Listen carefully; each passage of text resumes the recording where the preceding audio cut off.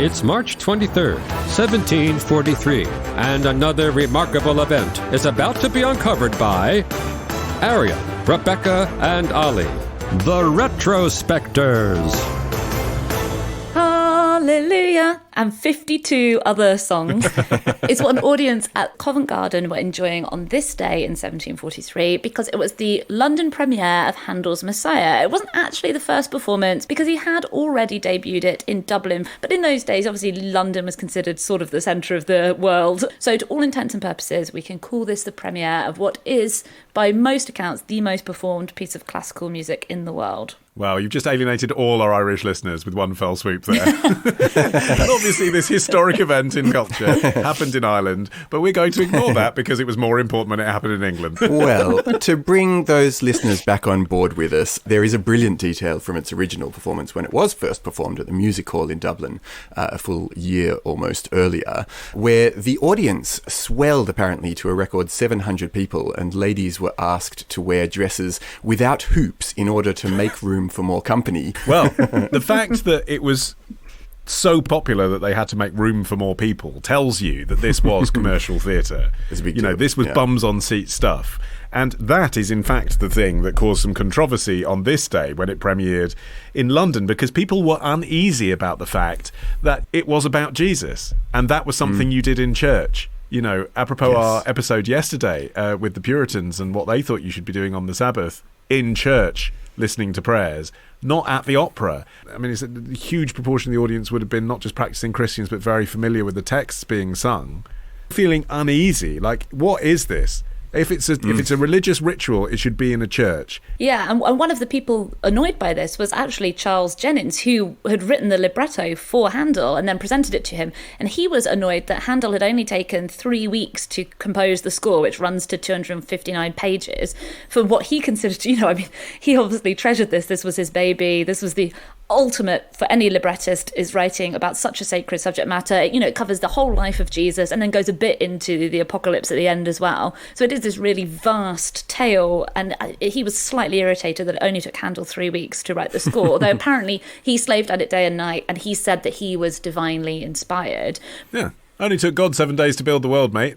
24 days to write some music. That seems okay when you've got God on your side. There's actually an interesting story about this, because the first English language oratorio was written by Handel, and it was called Esther, and it was written in 1732. But he'd actually composed the score much earlier, and then he reworked it into an oratorio specifically because he had conceived of it as being a stage production, and the Bishop of London would not permit any biblical stories to be enacted on the London stage. So he reworked it into this form that's almost like what we might now recognise as a semi-stage performance. Celebrities will sometimes do versions of musicals for charity like this, where they're standing at the microphone with the script in their hand. They're not necessarily doing anything or acting. They're singing and they are the characters, but it's not a stage show. It's kind of a concert with some extra frills. Well, partly also Handel was pivoting away from opera because he'd moved to London, and this major rivalry had broken out between the devotees of the more conventional Italian opera style, which was typified by a composer called Giovanni Bononcini on the one side, and those who preferred Handel's more new school Italian, and those who preferred his more new school style Italian operas. And the partisanship was captured in a 1725 verse by poet John Byrom, who wrote, some say compared to Bononcini that mine hear Handel's Buttonini. Others aver that he to Handel is scarcely fit to hold a candle. So people love to write comic verse about their point of view in these days, didn't they? That was the sort of like every letter to a newspaper is like, some may say, but it's like, just answer what do you think?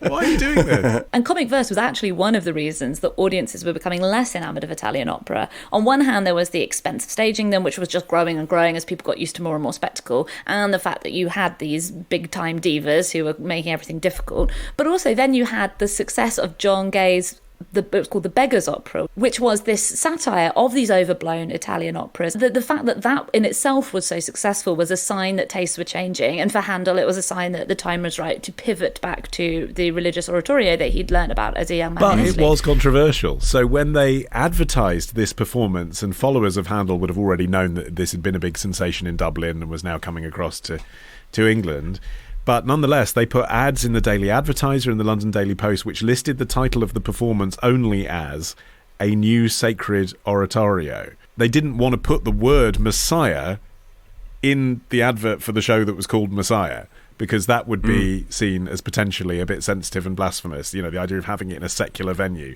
Here is a letter that a concerned reader wrote to the Universal Spectator, having seen this advert in anticipation of the production. This better rhyme. It's not going to rhyme. David said, "How can we sing the Lord's song in a strange land? But sure, he would have thought it much stranger to have heard it sung in a playhouse." And it's interesting, therefore, when you see how the show is structured, that the first words in it are "Comfort ye my people," which strikes me as basically comfort food for the audience, who are feeling nervous about what they're about to see.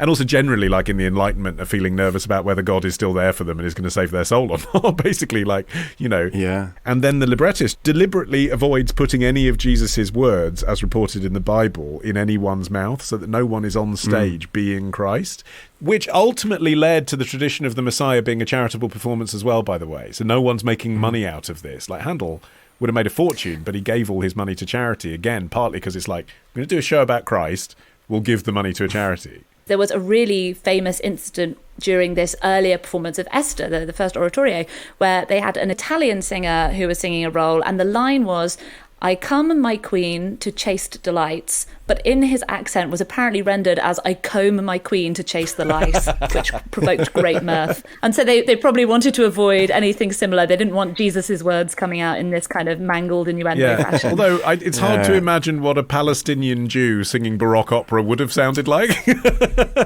think quite hard to approximate, really. I mean, that's the thing that strikes me listening to it now. It's just so kind of de-dum-de-dum-de-duddly-dum, isn't it? I mean, it's great. It's beautiful music, but it is very like white European dum-de-dum-de-dum-de-dum. It's kind of like weird that it's about the Middle East at all. It came to be one of Handel's favourite pieces of his own that he'd written, and even in 1759, when he was blind and his health was failing, he insisted on attending a production at the Theatre Royal in Covent Garden, and 8 days later he died at home. So it was like the last thing that he wanted to see of his own work before his own death.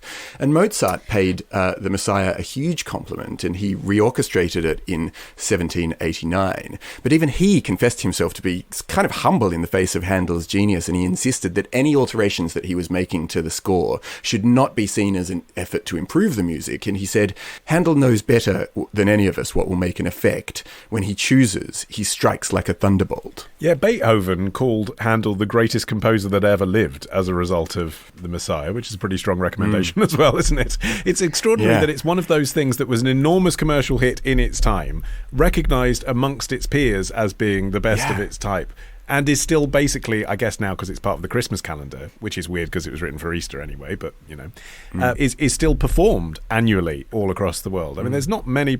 It's like Hamlet and this, basically, that come to that sort of level over hundreds of years, isn't there? Yeah, and although today we obviously see the Messiah as being, this really central composition in Western classical music, sort of got untouchable status, within his lifetime, Handel actually rewrote Messiah frequently. He wasn't precious about it at all. He would take out and add in different arias depending on who was singing, depending on what musicians they had, because that was another thing that would have been really different on this day in 1743 at the premiere to today, is that it was staged on what we would now see as a very small scale, because we all associate the Hallelujah chorus in particular with these massed choirs. But in the early performances, it was staged with a pretty small number of people. The choir was about 30 people and there were about 30 musicians as well. And the numbers are sort of ballooned over the years as the renown of Messiah grew and grew and grew, until by the 1850s, it was staged at Crystal Palace with 4,000 singers and 500 musicians. Although since then, there has been a movement to reduce those numbers back to something a bit more like Handel's original version.